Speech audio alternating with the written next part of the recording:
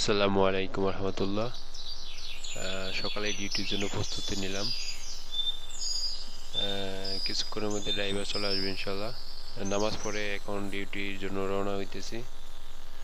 কোম্পানির লোকও আছে, আমাদের কোম্পানির এক গাড়ি আসছে। আলহামদুলিল্লাহ, নাস্তা করার পর এখন আমরা চলে যাচ্ছি কাজের উদ্দেশ্যে।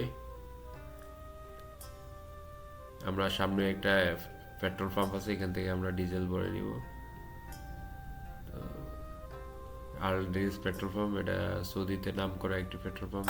ইশারা খুলে গেছে, এখন আমরা যাচ্ছি ওখানে।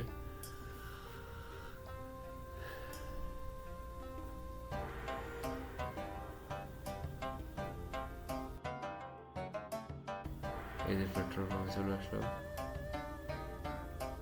এখন আমরা এখান থেকে ডিজেল নিয়ে তারপর আমাদের কাজের উদ্দেশ্যে রওনা দিব।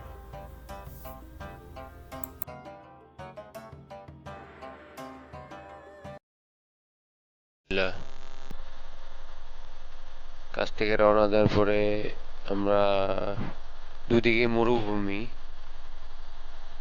এখানে রাস্তার এক পাশ থেকে অন্য পাশে পানি প্রবাহিত হয়। আর এখানে সৌদিরা সাধারণত বিভিন্ন রকমের দুম্বা, ছাগল এখানে লালন পালন করে থাকে। সামনে দেখছেন একটা বেড়ার ফাল। এখানে কোনো এক আজনবী ভাই এগুলা পালন করতেছে। সামনেও আছে অনেকগুলা, আপনাদের দেখাচ্ছি। এখানে যেহেতু পানি প্রবাহিত হয়, সেই জন্য ঘাস লতাপাতা এখানে জন্মায়। এই জন্য সৌদিরা এখানে দুম্বা বা ছাগল এখানে লালন পালন করে।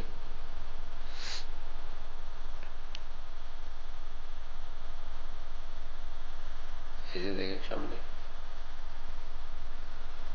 অনেকগুলো শতে শতে, এখানে শতে শতে ছাগল ভেড়া এরা লালন পালন করে থাকে।